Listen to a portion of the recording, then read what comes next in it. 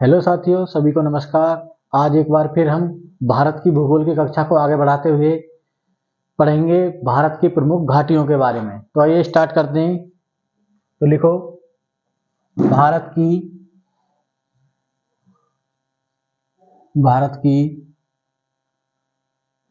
प्रमुख घाटियां।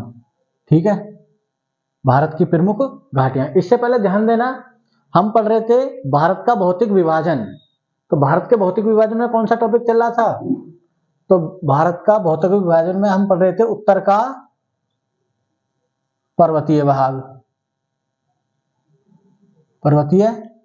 ठीक है। इसी के अंतर्गत हमने ट्रांस हिमालय, हिमालय, पूर्व बहत्तर की पहाड़ियां और क्या पढ़े थे? प्रमुख दर्रे।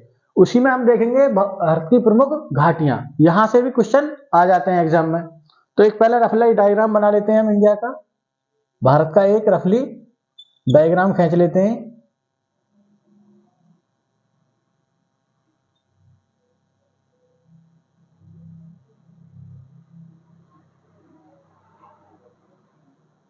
तो ये भारत का क्या होगा? रफली मैप। ठीक है। तो देखो, ध्यान देना, सबसे पहले हम समझेंगे घाटी क्या होती है। घाटी, घाटी किसको बोलते हैं? वैली। वैली। तो इसमें सबसे पहले ध्यान देना, जैसे दो कोई पहाड़ हैं, ये दो पहाड़ हैं, ठीक है। तो इन पहाड़ों के बीच में जो गहरा क्या होता? गहरा मैदान होता है, उसी को क्या बोलते हैं? घाटी। इस क्षेत्र को क्या बोलेंगे? घाटी। तो दो पहाड़ों के बीच के मैदानी गहरे भाग को क्या बोला जाता है? घाटी। और मोस्टली इन घाटियों से क्या नदी प्रभावित होती है, ठीक है ना। तो नदी बहती है, इसको थोड़ा और, नदियां बहती हैं। तो लिखना घाटियों में पहला पहला पॉइंट, ध्यान देना। एक मिनट जरा डस्टर ले लें।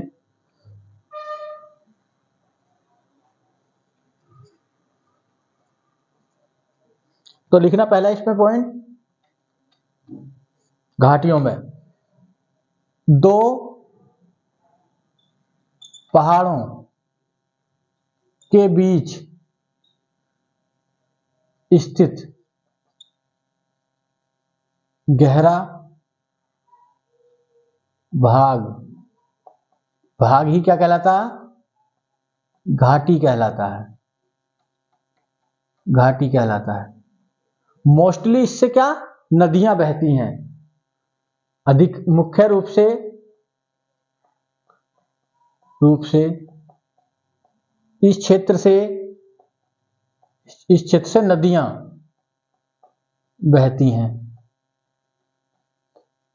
या आबादी भी यहीं पर रहती है। ठीक है ना, पहाड़ों के बीच जो आबादी रहती है वो भी कहां पर? घाटियों में निवास करती है। तो अब हम देखेंगे भारत की कुछ प्रमुख घाटियों के बारे में। तो इसमें सबसे पहले हम देखेंगे जो परीक्षा की दृष्टि से बहुत ज्यादा इंपॉर्टेंट है, नंबर 1 कश्मीर घाटी। कश्मीर घाटी इंपॉर्टेंट है, परीक्षा में पूछी जाती है कश्मीर घाटी।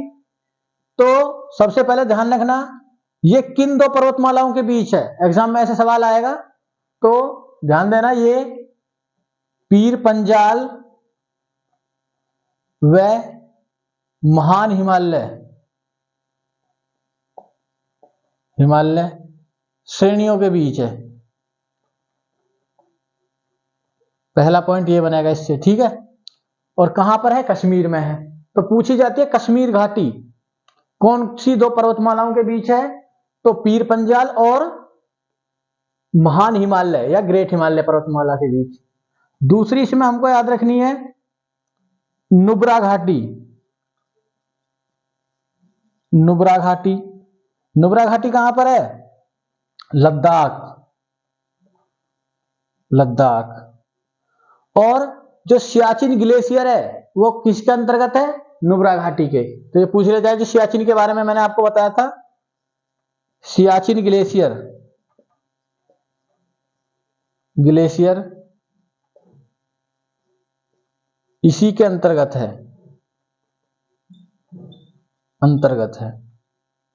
तो ये पॉइंट भी आप याद रखना, ठीक है। तीसरा, मरखा घाटी, इनके केवल नाम याद करने हैं। मरखा घाटी, सुरु घाटी, मरखा घाटी, सुरु घाटी, गलवान घाटी, ठीक है। गलवान घाटी जहां 2020 में भारत की और चीन की सेनाओं के बीच क्या हुई थी, झड़प। तो ये भी तीनों कहां पर है, लद्दाख, लद्दाख में है, ठीक है। इसी में जो अगला ध्यान रखना है आपको, एक घाटी मरखासुर, पूगा घाटी, पूगा घाटी, ये भी कहां पर है, लद्दाख। और लद्दाख की पूगा घाटी और हिमाचल प्रदेश की एक घाटी है पार्वती घाटी, वहां पर भारत सरकार ने क्या क्या भूतापीय ऊर्जा का संयंत्र लगाया हुआ है। तो पूछा जा सकता, भारत सरकार द्वारा यहां भूतापीय ऊर्जा संयंत्र लगाया गया है, ठीक है।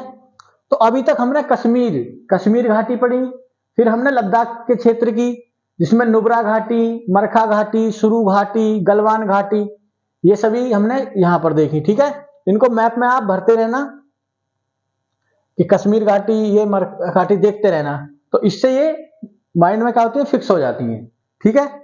उसके बाद इसको आप नोट करें, फिर हम कुछ प्रमुख घाटियों के बारे में पढ़ेंगे।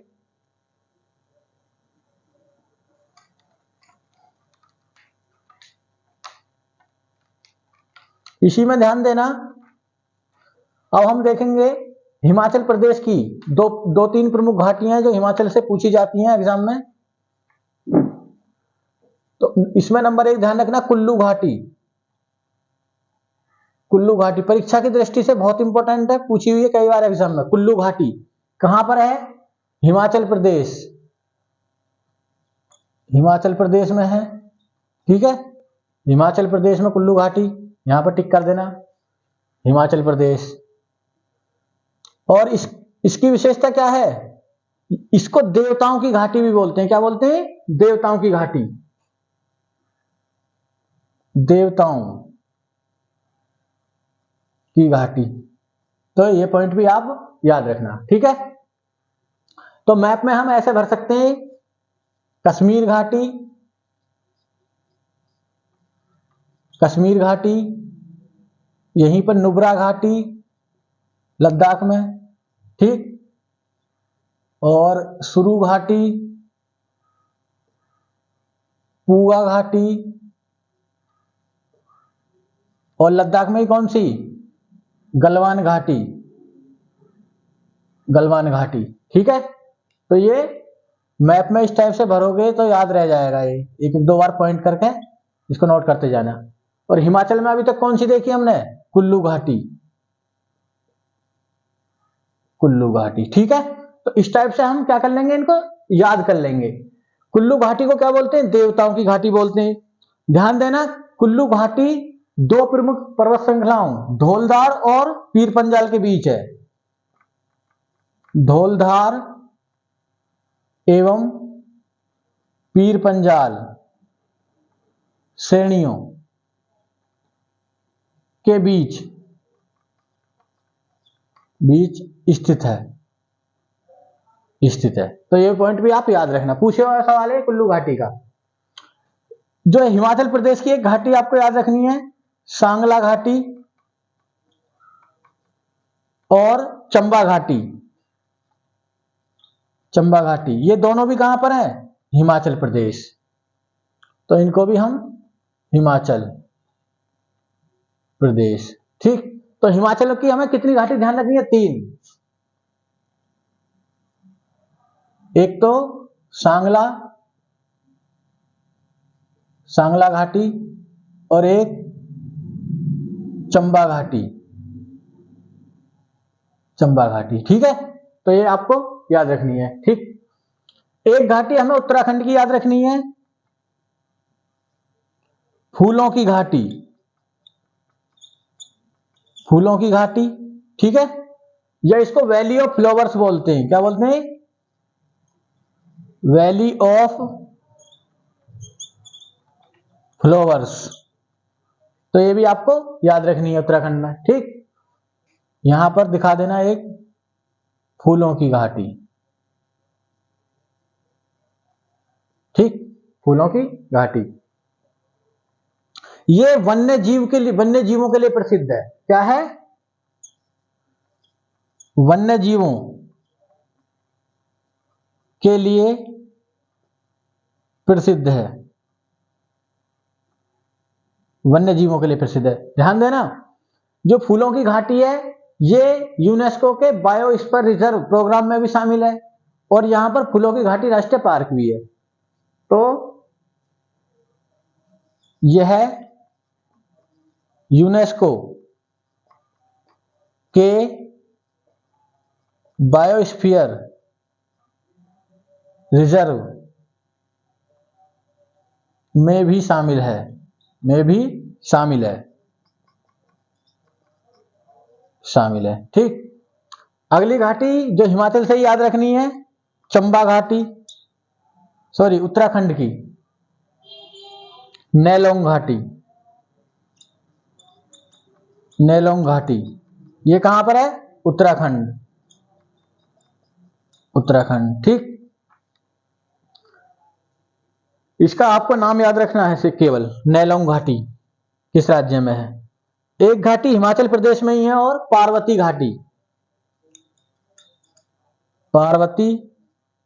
घाटी, ये भी पूछा हुआ सवाल है। पार्वती घाटी ध्यान रखना, यहां पर भी भारत सरकार ने, ये भी हिमाचल में है, पहला पॉइंट हिमाचल प्रदेश। पहले हम इनको मैप में देख लेते हैं। नेलोंग घाटी उत्तराखंड, यहां पर लिख लेना नेलोंग घाटी।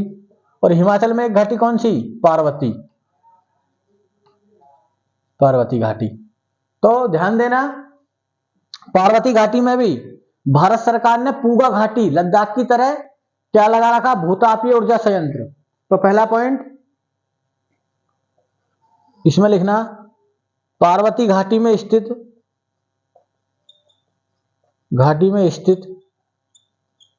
पार्वती घाटी में स्थित मणिकरण जगह है, मणिकरण में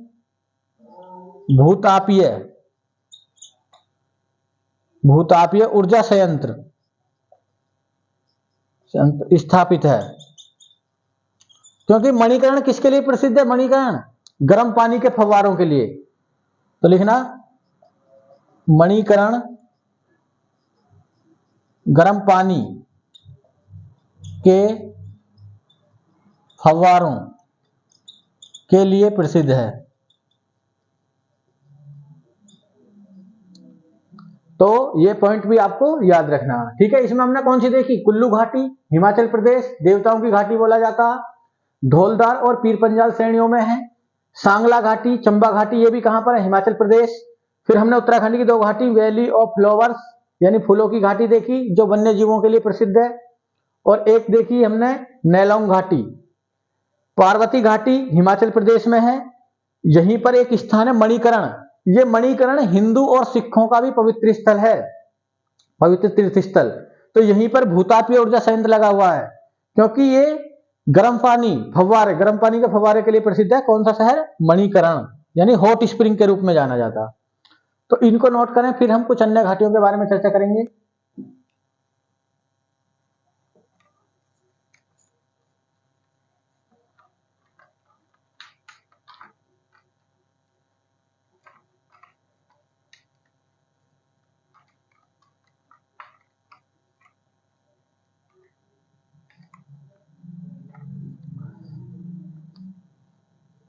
ध्यान देना, इसी में अब हम सिक्किम में पढ़ेंगे एक घाटी, यूथांग घाटी। तो लिखना, यूथांग घाटी। नेक्स्ट यूथांग घाटी, ठीक है। कहां पर है? सिक्किम।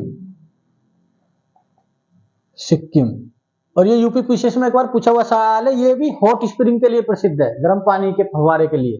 तो किसके लिए विशेषता में इसकी, हॉट स्प्रिंग के लिए प्रसिद्ध है। ठीक है, तो ये पॉइंट भी आप याद रखना। एक घाटी जो हम देखेंगे, जो सिक्किम, भूटान और तिब्बत, यहीं पर है चुंबी घाटी। ये इंपॉर्टेंट है, चुंबी घाटी। ठीक है, तो अगला लिखना चुंबी घाटी। ये तिब्बत, जो चाइना का क्षेत्र है तिब्बत, उसके दक्षिणी भाग में है। तो सबसे पहले तिब्बत के दक्षिणी भाग, कोमा लगा के लिखना, भूटान व सिक्किम के ट्राई जंक्शन पर है। ट्राई जंक्शन पर है। तो ये पॉइंट आप याद रखना चुंबी घाटी के बारे में। ध्यान देना, चुंबी घाटी जो तिब्बत के साउथ क्षेत्र में पड़ती है, और भूटान की हा घाटी के क्षेत्र में ही एक डोकलाम, भूटान का डोकलाम, एक जगह था, डोकलाम विवाद हुआ था 2017 में। डोकलाम क्षेत्र चुंबी घाटी के अंतर्गत ही आता है। ठीक है, और यहीं पर एक हा घाटी भी है भूटान में। कौन सी? हा घाटी, भूटान। तो ये डोकलाम एग्जाम में पूछा हुआ सवाल है। डोकलाम 2017 में डोकलाम को लेकर भारत और चीन की सेनाएं क्या हो गई थी, आमने सामने। क्योंकि भारत की आर्मी ने किसका पक्ष लिया था, भूटान का। तो डोकलाम क्षेत्र किसके अंतर्गत आता, हालांकि भूटान के। तो यहीं पर नोट करके लिख लेना, वर्ष 2017 में भारत व चीन की सेनाएं डोकलाम क्षेत्र में आमने सामने हो गई थी।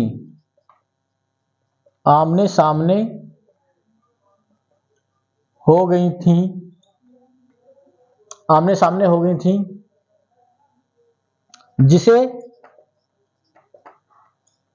डोकलाम विवाद कहा गया था।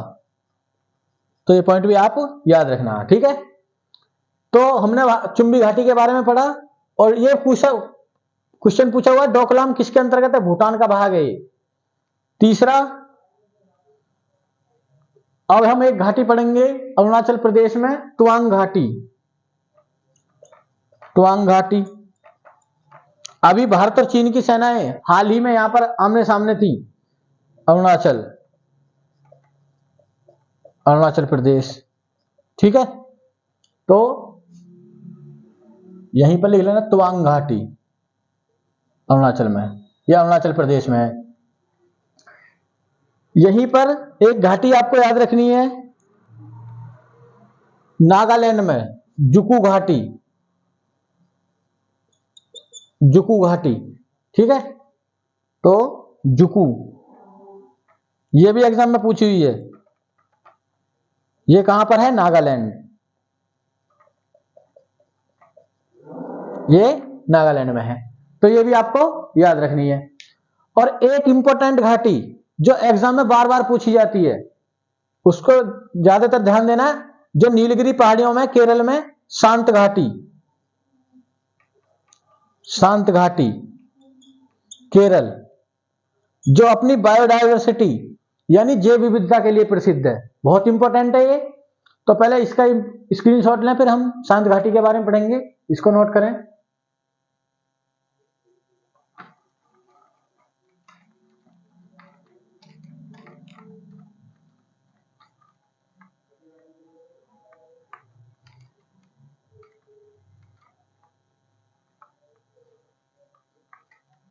ध्यान देना, शांत घाटी या इसी को मौन घाटी या साइलेंट वैली, ये बहुत इंपॉर्टेंट है। साइलेंट वैली ये किसी भी नाम से आ जाती है, ठीक है। और कहां पर है? केरला, केरल में। तो ये क्वेश्चन याद रखना। और किसके लिए प्रसिद्ध है? अपनी जैव विविधता के लिए। जैव विविधता, वेरियस टाइप के और वेरियस प्रजाति के कहां पर जीव जंतु यहां पर पाए जाते हैं? जैव विविधता के लिए प्रसिद्ध है, प्रसिद्ध है, ठीक है। तो ये पॉइंट आप याद रखना, ठीक है। तो ये एक हमारा छोटा सा टॉपिक था जिसमें हमने क्या पढ़ा? भारत की प्रमुख घाटियों के बारे में पढ़ा, जिसमें से जो परीक्षा की दृष्टि से इंपॉर्टेंट है वो है फूलों की घाटी, साइलेंट घाटी यानी साइलेंट वैली, कांगेर घाटी, नेलोंग घाटी, ठीक है। ये सभी परीक्षा की दृष्टि से क्या है? इंपॉर्टेंट है। तो इनको आप मैप में भर के देखना, कौन सी किस राज्य में है, यही सवाल पूछा जाता है। और कभी कभी जो कुल्लू घाटी है और कश्मीर घाटी, उनकी पर्वतमालाएं भी पूछ ली जाती हैं, ठीक है। तो आप इसको नोट डाउन करें। फिर हम पूरी तरह से उत्तर के पर्वतीय विभाग को खत्म कर चुके होंगे। अब हम जो पढ़ेंगे इसमें वो पढ़ेंगे उत्तर का विशाल मैदान। तो आप पहले इसका स्क्रीनशॉट लें, फिर हम इस पर कवर करेंगे अगला टॉपिक।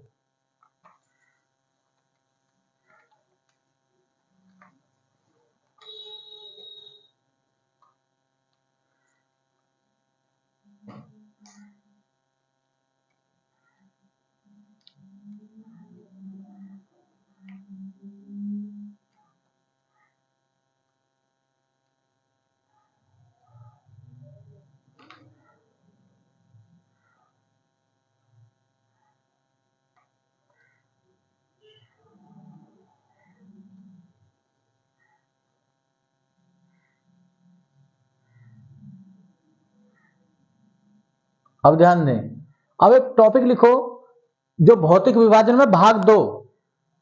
तो हम उत्तर के पर्वतीय भाग को पढ़ चुके हैं, अब हम पढ़ेंगे दूसरा भाग, उत्तर का विशाल मैदान। विशाल मैदान, ठीक है। इंपॉर्टेंट भाग है, कुछ 2-4 पॉइंट यहां से अच्छे तथ्य निकलते हैं जो फैक्ट परीक्षा की दृष्टि से इंपॉर्टेंट है। देखो ध्यान देना, इसमें हम उत्तर के पर्वतीय भाग में इससे पहले क्या पढ़ा था? ट्रांस हिमालय, हिमालय। अब हम पढ़ेंगे जो उत्तर का विशाल मैदान है, उत्तर का विशाल मैदान, उत्तर का विशाल मैदान, ठीक है। मैप में देखो इस भाग को, और इसी में ये असम वाला क्षेत्र भी शामिल होगा, ब्रह्मपुत्र नदी का, ठीक। तो इससे पहले ये ध्यान रखना, जो 3 प्रमुख नदियां हैं, एक यहां से तिब्बत की मानसरोवर झील से निकलती है सिंधु नदी, और एक हमारी ये गंगा नदी, और एक यहीं से निकलती है ब्रह्मपुत्र नदी, ठीक है। तो ये सिंधु और ये ब्रह्मपुत्र और ये एक नदी गंगा, ठीक है। तो इनके जो बीच स्थित क्षेत्र है, विशाल मैदान है, जो इन नदियों द्वारा मैदान का निर्माण करा गया, उसी को क्या बोलते हैं? उसी को बोलते हैं उत्तर का विशाल मैदान, ठीक है। इसको मैं मैप में थोड़ा डार्क कर देता हूं। तो ध्यान देना, इसमें हम पहला पॉइंट क्या लिखेंगे? उत्तर के विशाल मैदान के अंतर्गत पहला फैक्ट, इसे सिंधु, सिंधु नदी को देखो, सिंधु, गंगा, गंगा, ब्रह्मपुत्र, ब्रह्मपुत्र नदियों का मैदान भी कहा जाता है, नदियों का मैदान भी कहा जाता है, एक तो ये पॉइंट आपको याद रखना। इस मैदान का जो निर्माण हुआ है, जो नदियों द्वारा बहाकर लाई गई अवसाद या मिट्टी, जिसको जलोढ़ मिट्टी कहते हैं, तो जलोढ़ मृदा के द्वारा हुआ है। तो दूसरा पॉइंट इसमें लिखना, इस मिट्टी का इस क्षेत्र मैदान का निर्माण, इस मैदान का निर्माण नदियों द्वारा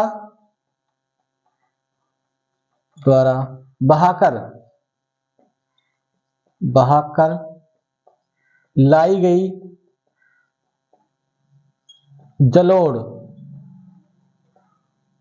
जलोढ़ अवसाद या मिट्टी बोल दो के कारण हुआ है। तो हम केवल इस मैदान के अंतर्गत उन पॉइंटों को देखेंगे जहां से फैक्ट बनते हैं परीक्षा में, ठीक है ना, क्योंकि हम फैक्टों पर जब ध्यान देंगे तो इसमें हमने पहला जाना उत्तर के विशाल मैदान को क्या बोलते हैं, सिंधु गंगा ब्रह्मपुत्र का मैदान भी कहा जाता है। दूसरा पॉइंट, इसका निर्माण जलोढ़ अवसाद या जलोढ़ मिट्टी के द्वारा हुआ है। जलोढ़ किसको कहते हैं, जो जल द्वारा बहाकर लाए गए अवसाद है उनको क्या बोलते हैं, जलोढ़। तो दो फैक्ट हमें यहां पर दिखाई दिए। इसी मैदान को हम जब वर्गीकृत करते हैं तो वर्गीकरण में इसमें ध्यान देना, उत्तर का विशाल मैदान,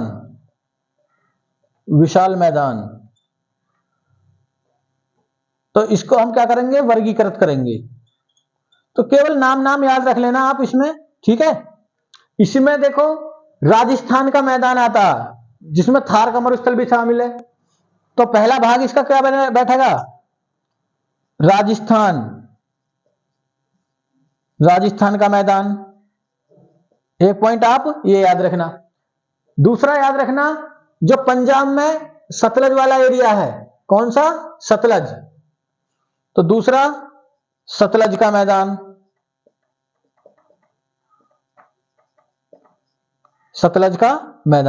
तो दूसरा पॉइंट ये याद रखना। इसी में फिर आएगा गंगा का मैदान, कौन सा मैदान, गंगा का मैदान। और इसी में हम शामिल करते हैं ब्रह्मपुत्र नदी का मैदान, जिसको हम असम क्षेत्र, तो ब्रह्मपुत्र का मैदान।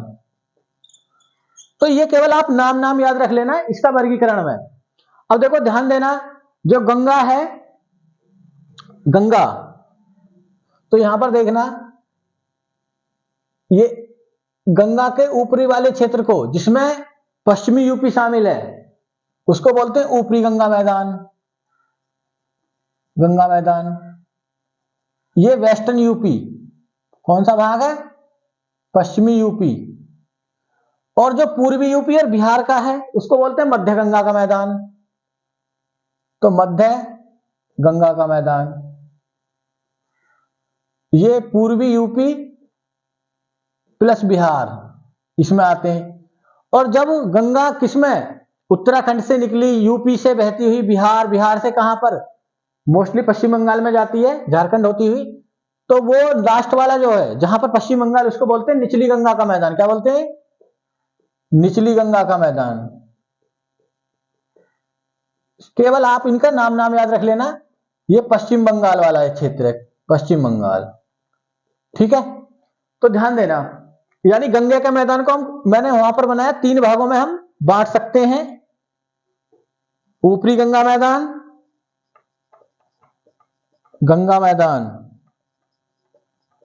फिर मध्य गंगा का मैदान, और तीसरा निचली गंगा का मैदान,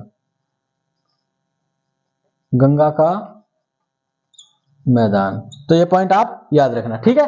ऊपरी गंगा का मैदान पश्चिमी यूपी वाला क्षेत्र, ठीक है। मध्य गंगा का मैदान पूर्वी यूपी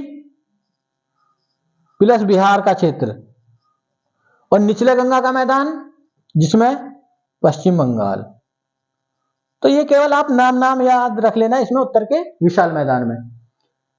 अब इसको आप नोट करें, फिर हम पढ़ेंगे जो 4 क्षेत्र हैं, जो उत्तर के विशाल मैदान को 4 क्षेत्रों में बांटा गया, तो नोट करें इसको।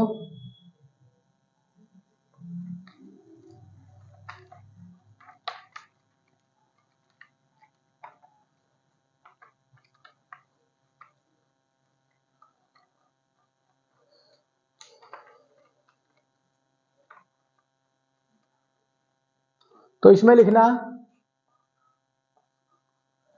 किसके, मैदान की प्रकृति के आधार पर इसको हम 4 भागों में बांटते हैं। ठीक है, तो लिखना मैदान की प्रकृति के आधार पर इसे 4 भागों में, कितने भागों में, इसे 4 भागों में बांटा गया है। ठीक है, वो 4 भाग हैं।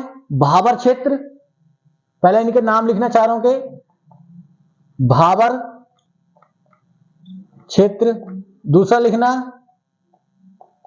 तराई क्षेत्र, भाबर दूसरा तराई क्षेत्र। और तीसरा लिखना इसी में, तीसरा इधर लिख देते हैं,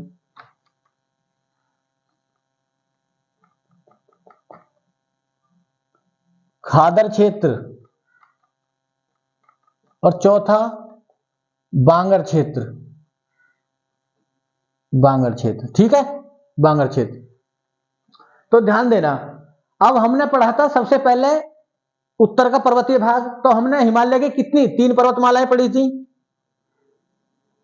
ठीक है, यानी महान हिमालय, मध्य हिमालय और शिवालिक हिमालय। ठीक है, तो ध्यान देना, सबसे पहले हम देखेंगे भाबर क्षेत्र को। किसको, भाबर क्षेत्र।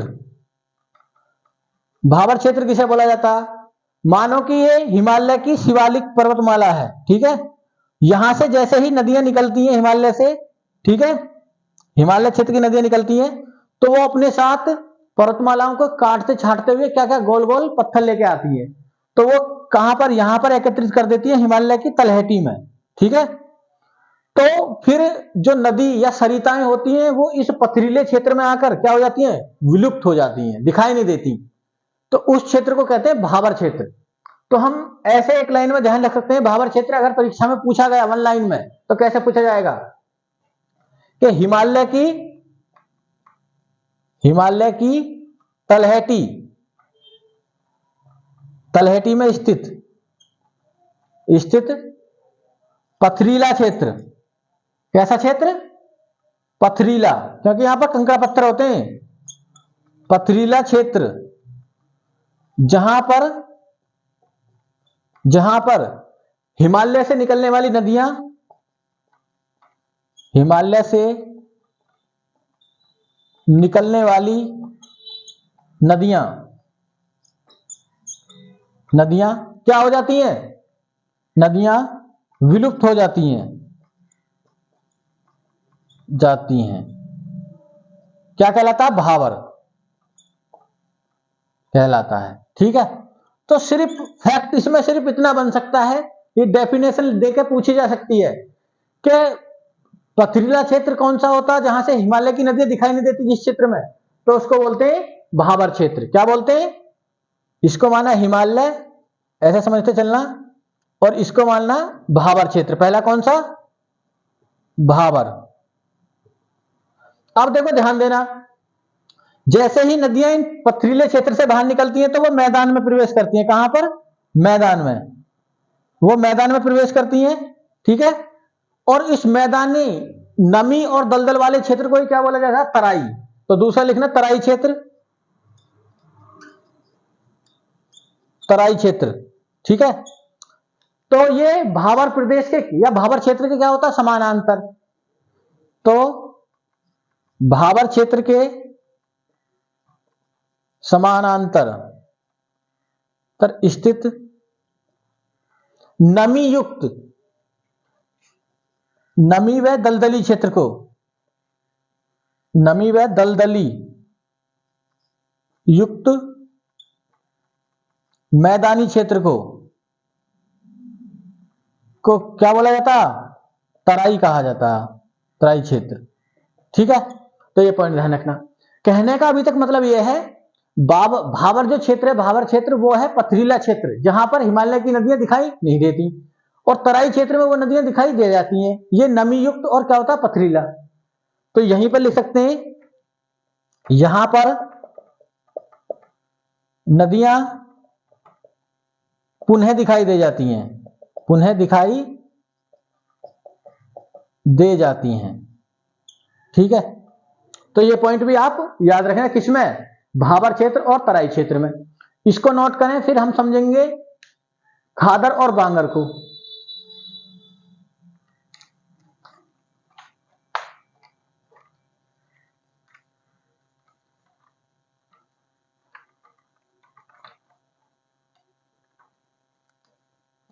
तो इसमें ध्यान देना, अगला जो तीसरा है खादर क्षेत्र, खादर क्षेत्र। ठीक है, देखो अब जब नदियां निकल गई, यहां से नदी निकली और जहां तक भी नदियों के बाढ़ का पानी पहुंच जाता है, ठीक है, तो उस क्षेत्र में ये नई मिट्टी जो अपने साथ ला रही है उसको जमा कर देती हैं। ठीक है, और मिट्टी कौन सी होती है, जलोढ़ मिट्टी। तो इसको देखना, नई जलोढ़ मिट्टी, जलोढ़ मिट्टी का क्षेत्र, यानी पूछा जाए खादर किसे कहते हैं, तो नई जलोढ़ मिट्टी को खादर कहा जाता है, ऐसे बोल सकते हैं हम। ठीक है, इतना ही एग्जाम में पूछा जाता है यहां से। और बांगर, बांगर क्षेत्र, बांगर क्षेत्र जहां तक नदियों का बाढ़ का पानी नहीं पहुंच पाता, जो पुरानी जलोढ़ मिट्टी होती है, तो उसको बोलते हैं, ऐसा याद रखना, पुरानी जलोढ़ मिट्टी को, मिट्टी को क्या कहा जाता है, बांगर कहा जाता है। तो ये 4 टर्म थी, ठीक है ना, कितनी थी, 4 टर्म। ध्यान देना, इसको हम ऐसे चित्र में ऐसे भी समझ सकते हैं, ये फिर थोड़ा मैदानी क्षेत्र दिखाना, फिर ये नदी चली, ये नया क्षेत्र इसका, ठीक, जो नदियों की रेंज में ये नदी जा रही है कोई, ठीक है, ऐसा मानना। तो ये भाबर क्षेत्र जो पथरीला क्षेत्र है, भाबर, ये तराई जहां नदियां दोबारा दिखाई देती हैं, ये कोई नदी जा रही है, और ये जो इसकी रेंज का क्षेत्र है वो खादर, और जो दूर वाला क्षेत्र है ये बांगर। ठीक है, तो ये 4 पॉइंट ही किससे, उत्तर के विशाल मैदान से हमें समझने होते हैं। और इसके अंतर्गत कौन कौन से मैदान शामिल हैं, जैसे सतलज का मैदान, ब्रह्मपुत्र का मैदान, राजस्थान का क्षेत्र, ये सभी हमको इसमें जानने होते हैं। क्वेश्चन फैक्ट के रूप में इस भाग से इतने ही बनते हैं। तो इसमें हम इतना ही देखेंगे, फिर हम तीसरा भाग में देखेंगे जो मरुस्थलीय भाग है। एक कौन सा भाग है, मरुस्थलीय भाग, तो इसको नोट करें। फिर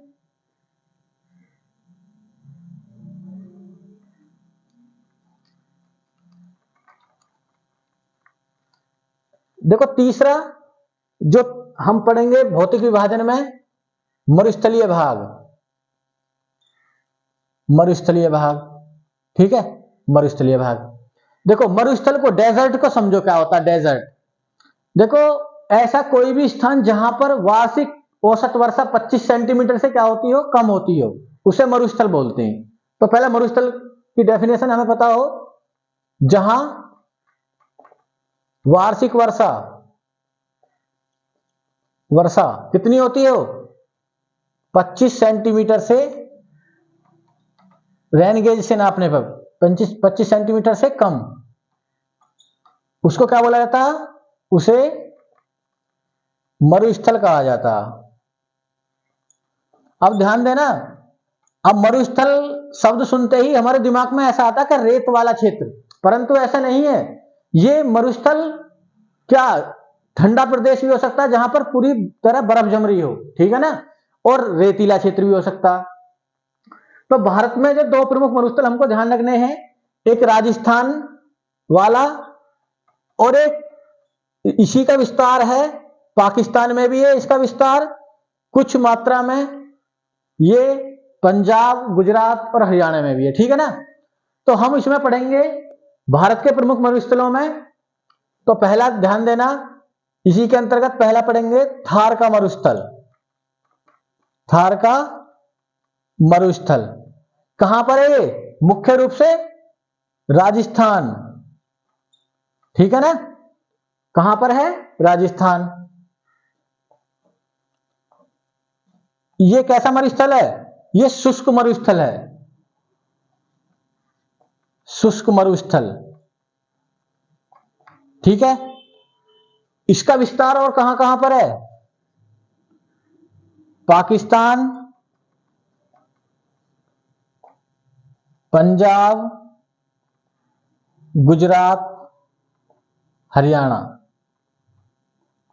में भी विस्तार है। ठीक है, ये कैसा मरुस्थल है? गर्म। ठीक है ना, गर्म या शुष्क मरुस्थल इसको बोल सकते हैं, मरुस्थल। ठीक, अब ध्यान देना, इससे क्वेश्चन कैसे आता कि थार का मरुस्थल किस राज्य में? राजस्थान मोस्टली। और दूसरा, ये संसार का सबसे घना बसा मरुस्थल है। तो संसार का सबसे बसा मरुस्थल,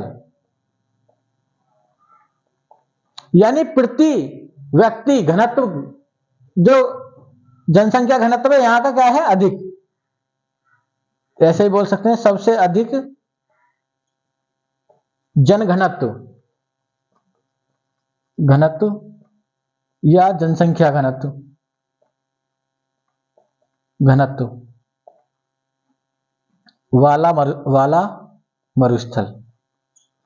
ठीक है, और ये भारत का भी सबसे बड़ा मरुस्थल है। तो भारत का सबसे बड़ा मरुस्थल, मरुस्थल। ठीक है, ये पॉइंट भी याद रखना। जैसे तुमने पढ़ा होगा, दुनिया का सबसे बड़ा मरुस्थल, शुष्क मरुस्थल कौन सा है? सहारा। तो नोट करके लिख लेना,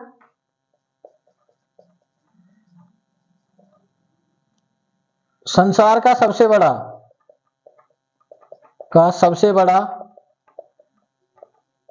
शुष्क मरुस्थल, शुष्क या गर्म मरुस्थल, मरुस्थल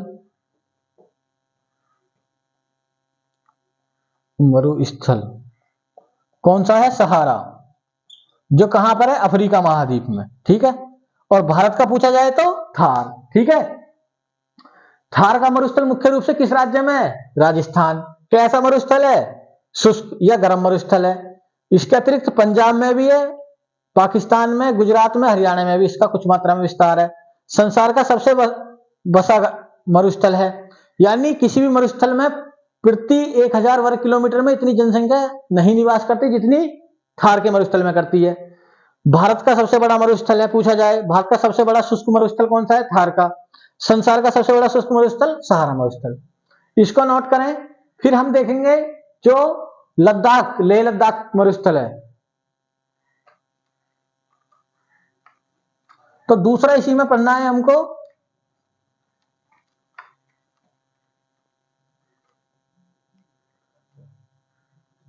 लेह लद्दाख मरुस्थल, लद्दाख मरुस्थल। अब देखो यहां पर बर्फ जमी रहती है, ठीक है ना। तो ये भारत का सबसे बड़ा ठंडा मरुस्थल है, भारत का सबसे बड़ा ठंडा मरुस्थल। ठीक है, जिस प्रकार दुनिया का सबसे बड़ा शुष्क मरुस्थल कौन सा था? सहारा। उसी प्रकार दुनिया का सबसे बड़ा ठंडा मरुस्थल माना जाता है अंटार्कटिका महाद्वीप को। तो विश्व का सबसे बड़ा ठंडा मरुस्थल, क्योंकि अंटार्कटिका महाद्वीप बर्फ से ढका हुआ है और वहां पर औसत वर्षा 25 सेंटीमीटर से कम है। तो अंटार्कटिका जो दक्षिणी ध्रुव है। अगर अंटार्कटिका ऑप्शन में नहीं हो और पूछे दुनिया का सबसे बड़ा ठंडा मरुस्थल, तो एक मरुस्थल याद रखना, या अगर वो ऑप्शन में ना हो तो गोबी का मरुस्थल, गोबी का मरुस्थल। ठीक है, और ये कहां पर है? गोबी का मरुस्थल है चीन व मंगोलिया में।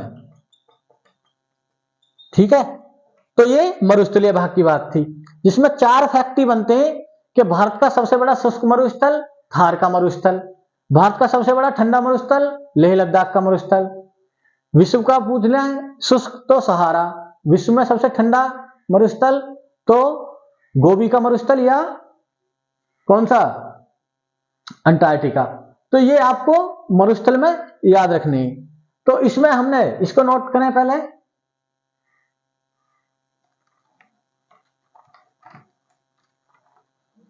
देखो ध्यान दो। अब हम भारत के भूगोल के अंतर्गत कौन सा टॉपिक पढ़ रहे हैं, हम पढ़ रहे हैं भारत का भौतिक विभाजन। कौन सा पढ़ रहे हैं, भौतिक या भौगोलिक विभाजन। और इसमें हमने अभी तक कितने पार्ट, 3 पार्ट को कवर कर लिया है। एक बार मैं आपको बता देता हूं, जिसमें उत्तर का पर्वतीय भाग जिसके अंतर्गत हमने ट्रांस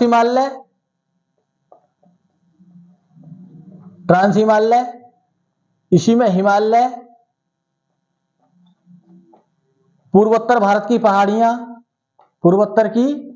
पहाड़ियां, दर्रे, और आज दर्रे से आगे क्लास कौन सी ली थी, घाटियां। कौन सी, घाटियां, ठीक है।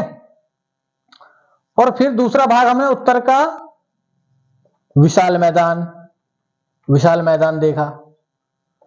और तीसरा आज देखा हमने मरुस्थलीय भाग,